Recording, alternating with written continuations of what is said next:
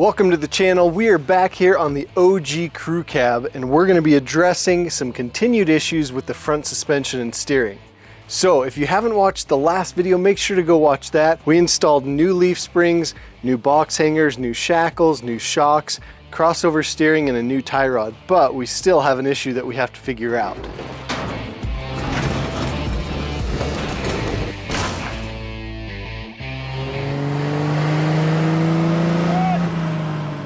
We got all that stuff installed. The ride quality is great, but the steering still has some issues. There's a dead spot right in the middle of the steering when the wheels are straight.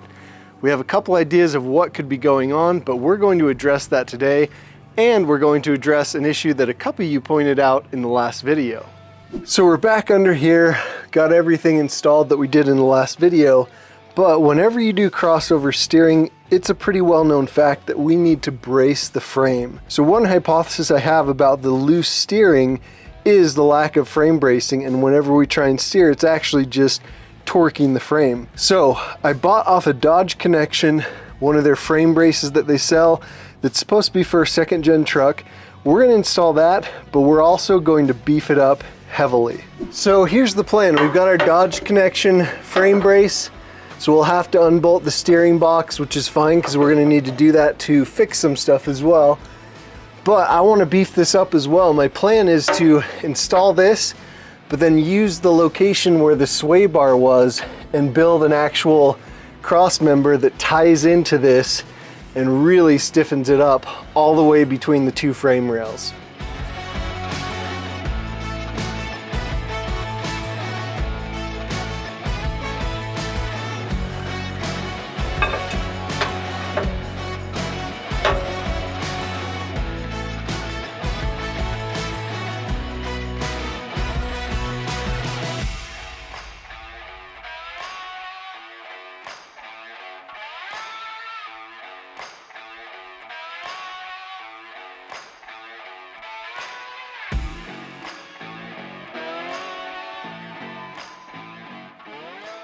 All right, we have our Dodge Connection frame brace.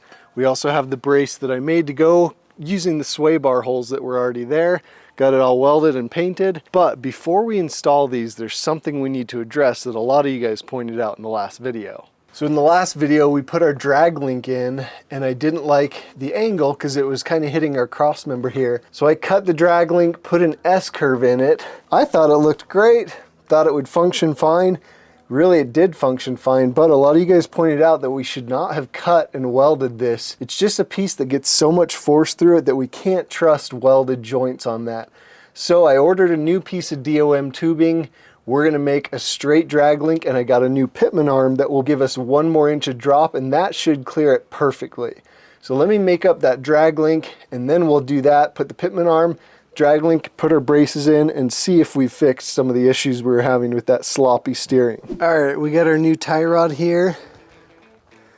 Perfectly straight, just how we like it. So I'm letting the paint dry. Let me show you our 2 different pitman arms and the difference in both of them. So here is the 2-wheel drive one that we had on there. What I noticed, it's about a 1-inch drop. I ordered this one from Skyjacker, and it is a 2-inch drop.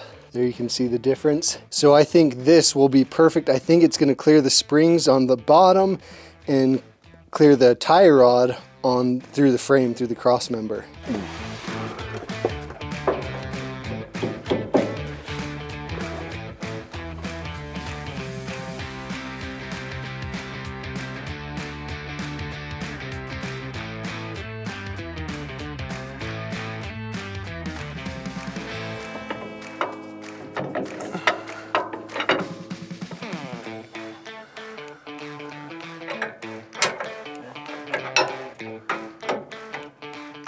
All right, we have our new drag link installed. There you can see it. And the clearance is really good. Goes right through the cross member, has a little over 1 inch of clearance. So I was thinking we have our 2 braces that we need to put on as well, but I kind of want to be systematic about this. I'm going to test drive it now, just changing the drag link, and see if there's any improvement. So that each step we change, we can check it and see if there's any improvement. Maybe it's a combination of everything that's going to fix it. maybe it's one thing that's really going to do the trick. So let's test drive it real quick, then we'll come back, we'll install the Dodge Connection steering brace, check it again, then we'll install my homemade one. And I didn't put a GoPro down there. We'll do that once we get this figured out. I just want to see how it feels, because that was the big thing. The feel of it was off. Big dead spot right in the center when the steering wheel's centered up. I wasn't expecting this, but there is an improvement just with that. I didn't think it would change it at all, honestly. Yeah, I would say it shrunk the dead spot by maybe 40–50%. Hard to say exactly, but it's an improvement, but not fixed. So that's our dead spot now. About half what it was. Still, it steers really well, but that dead spot just no bueno. So let's head back and install that steering brace, and then we'll check it again. All right, so we have our Dodge Connection steering brace right here. It doesn't come with hardware, but the instructions list everything you need. So it's about 15 bucks at the hardware store. We got everything. The instructions make it sound like it's a super easy install. So let's go ahead and try it and see how this works.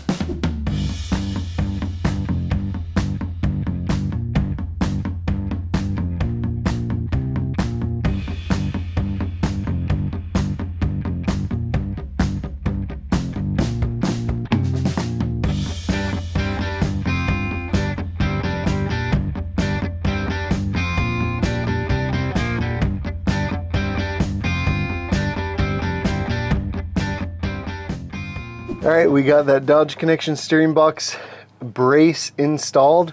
That was really an easy installation. I was actually pretty surprised. So let's give it a whirl. Oh, I just love how soft the springs and shocks are though. Super nice. We're gonna take the same route we've been taking, just fill in some stuff. So you can probably see me smiling. It's definitely better. So that's the play in it, but it's, you know, if you turn past that, you get some reaction out of the steering, which is what I want. So I'm not gonna say 100% better, but wow, yeah, it's a lot better.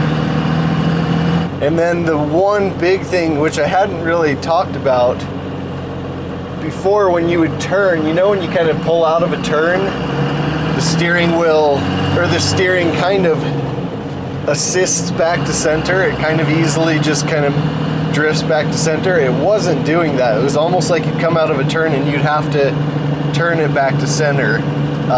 It's assisting now. It feels like it should.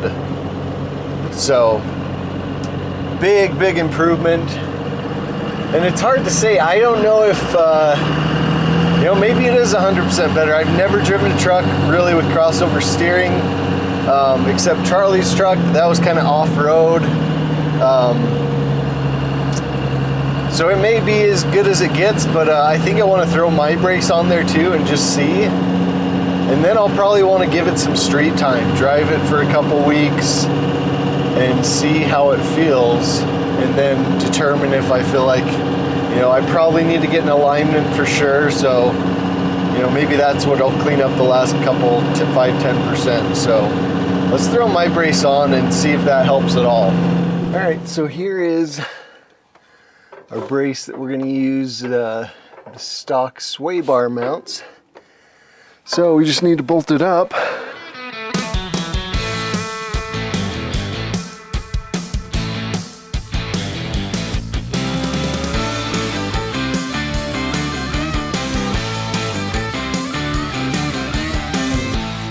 Okay, there is our bar, so you can see I use the sway bar holes. Come over here, other sway bar holes. So I was thinking if this doesn't help, we may weld a gusset or something from here to the Dodge Connection bracket. I don't think we're gonna need to, but we could if we needed to. So once again, let's go take it for another test drive and see how it feels. Back in our natural habitat. Yeah, we'll seatbelt this time. And I actually want to get out on, go, I don't know, 60, 70 and see how it feels there too. Feels even better after that brace.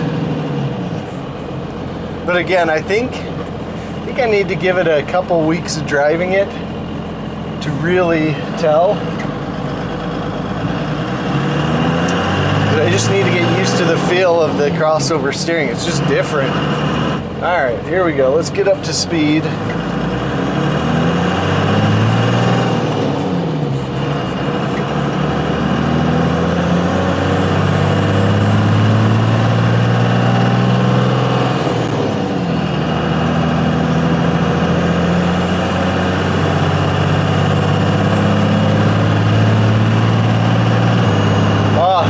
So much better.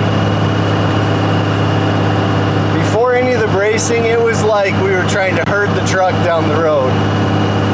Really honestly didn't feel safe to drive. But now it just tracks straight. Let me show you the steering wheel. Just tracking straight down the road. Okay, we'll go around the roundabout. Let you see the steering.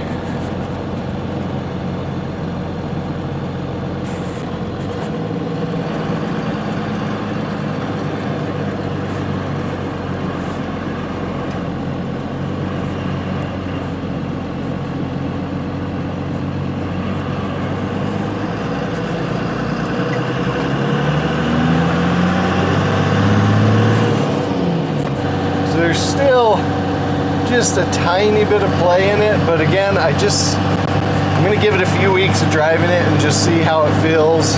We might need to bleed the power steering box again, or sorry, the power steering pump. So we'll do that. But at first, I was thinking I might just swap back to regular steering.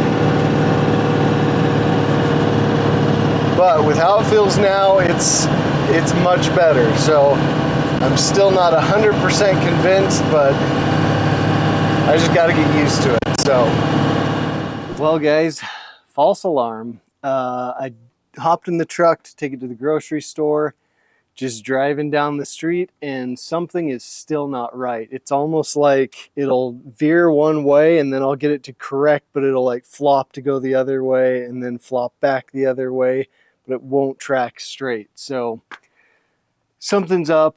I'm gonna see what I can figure out. Here's some footage. I threw the GoPro under it, but when I threw the GoPro under it, it wouldn't do what I wanted, this issue. So it's kind of intermittent. So I'm gonna see if I can figure this out and then I'll show you what it is. One eternity later. Well guys, I think I found the issue after taking some pictures, talking with Charlie a little bit. So the high steer arm over here, the hole for the tie rod end, is actually bored for a thicker, I don't know what you call it, piece of the tie rod end right there. That piece is this piece right here that's got this longer arm to it. So this should be here and this should be here. And so what we have, I mean, just by hand it doesn't feel loose, but it is because this is too skinny for that hole. So that's flopping around in there, and this one isn't tight enough into this steering knuckle. So the bad thing is, because this is longer, our tie rod is too short. So I've got to get a whole new tube of DOM, new ends for it, re-weld everything up, make a new tie rod, and with this old one actually, we'll probably just cut this down, use this part right here, cut it down to length, and put the other side up in the Pitman arm, and go with that. So I think that's the issue. Charlie thinks so too. Makes total sense that there's slop right in here, which would cause it to shift back and forth, which is what it was doing. So let's get this pulled off, make up a new one, and third time's the charm, I guess we could say. All right, so I got our tie rod and our drag link taken off. That was pretty easy, obviously, but I found an issue. This hole here in the knuckle on the axle, actually, it looks like someone had put the correct one in there but didn't tighten it down, and it's a little bit, the hole's a little bit big, and then there's a ridge right at the bottom of it that we can't now run the correct one because it won't stay tight in there. So there's two options we have, a couple options actually. We could replace the knuckle, which I actually do have a new set, but I'm not going to do that right now. You can buy a sleeve for that to sleeve it so it fits the original size again, or you can buy a specific reamer so you can ream that little lip down, and then we'll just run the bigger size in there. So we'll have the bigger size here and the bigger size here, and then the normal size on both the pitman arm and the other knuckle. So that's the solution we're going to go with right now. Eventually when I redo the axle or something, I may just replace the knuckle, but for now this will work just fine.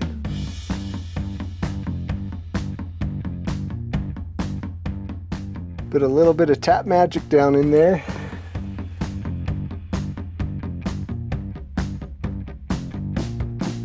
Oh yeah, oh yeah.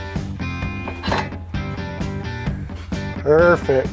So the other nice thing about this solution is we don't have to make another tie rod because this is what was on there. So we can run our tie rod that we had made, and we'll just have to shorten the drag link just a little bit, and that should be pretty easy. All right, you guys, we got it all done. I actually ended up putting the large one on the steering on the pitman arm as well, where the drag link is. So the drag link has two of the big ones.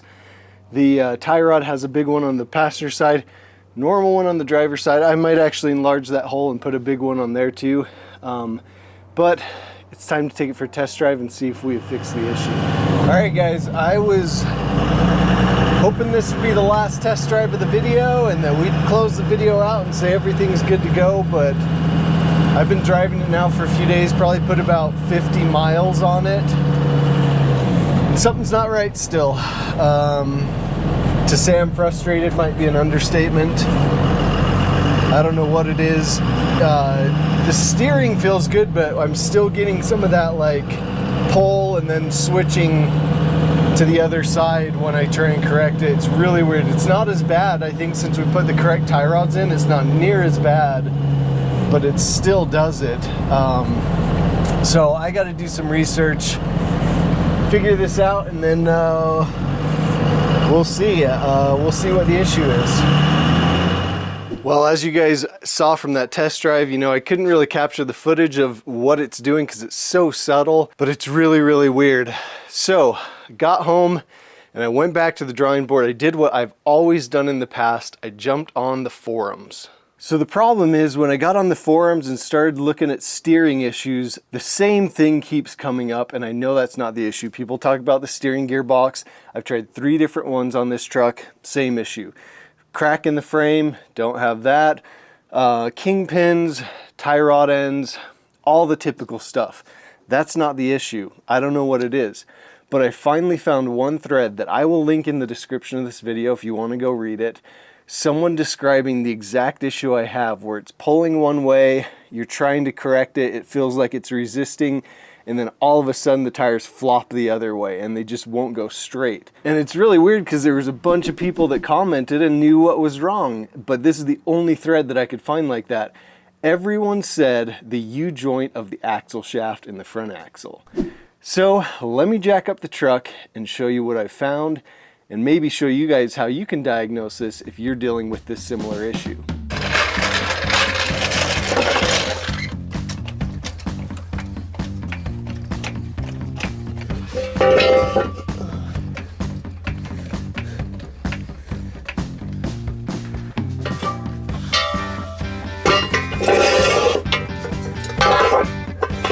Now, no one in that forum thread really had a good method to diagnose this, but I've came up with something that should be repeatable for you guys. So first, we got the front axle jacked up. Hubs are unlocked, which they pretty much always are. Driver's side tire spins nicely. Passenger side tire spins nicely. Okay. Now, we are going to turn the wheel. I don't think it matters which way, but we'll give it 2 full turns. There you can see it's turned. Driver's side tire spins nicely. Passenger side tire Spins nicely. Now let's go set the steering back to straight. There we go. And we're gonna lock the hubs now. Here's the passenger side. So we're on the passenger side. Here we go. Passenger side still spins. Driver's side still spins. A little slower obviously because it's engaging the whole axle shaft. Now you're probably saying, well Tim, everything looks normal. What are you doing? Here we go. Let's go back in the truck. Hubs are locked. Okay, we got 2 full turns again. Okay, 2 full turns, hub locked. Passenger or driver's side, just fine. Passenger side, completely locked, won't spin at all. Look at that. So the issue is this U-joint is at least one component of it is completely locked up. That's why. And so if we unlock the hubs, that obviously unlocks it from the axle shaft. It spins just fine. So I'm kind of confused because when I was out test driving it, the hubs were not locked. So it seems like this shouldn't, you know, be a factor when the hubs are unlocked. But on that thread, it just seems like everyone agrees that this is the issue.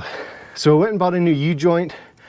Let's tear this hub down, get the axle shaft out, replace the U-joint, and hope that this fixes the issue because I'm getting quite frustrated at this point, but this is the first gen life.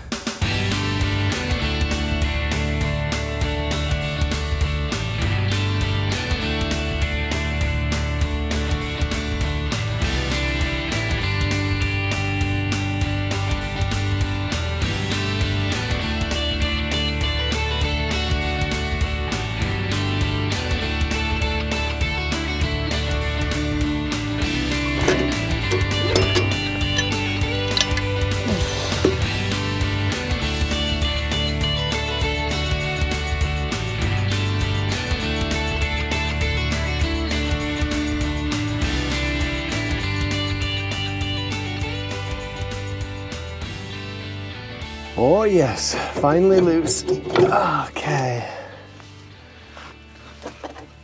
There's that. So I've never had either of these hubs pulled apart this far. That's why that was such a pain in the butt to get off. All right, so here's our axle shaft. You can see it pivots in one direction, but it won't pivot in the other direction, so seized up. So we got a new U-joint. Let's pull this out, replace the U-joint, throw it all back together, and this better be it.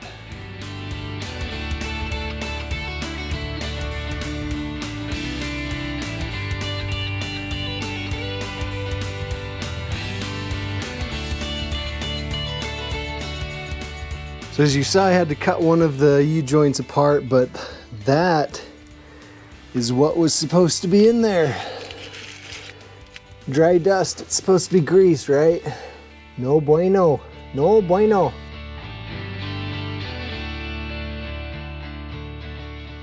All right, we've got our new U-joint in, Spicer U-joint, and we're ready to put this axle back together.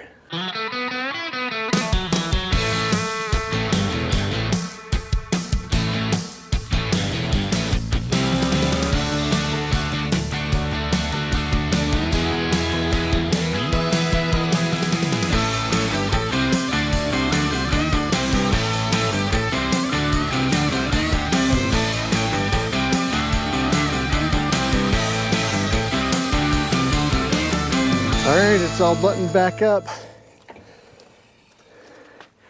Spins well, unlocked.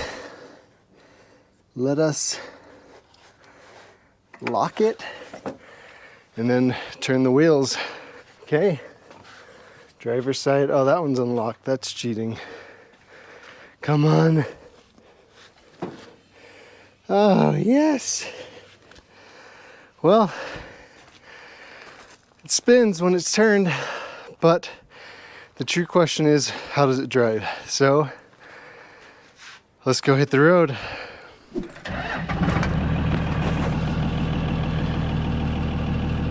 All right, I am nervous because, like I said, I'm getting pretty frustrated with this. So now we're just gonna do a quick test drive. I'll drive it to work tomorrow, which is about 20 miles, freeway, all that stuff, to really get a good gauge. All right, so just ripped it up and down the street. It's not doing the shifty steering issue, and the steering overall feels a lot better. Feels like how I would expect, where everyone raves about crossover steering. It feels that way now. Feels really, really good.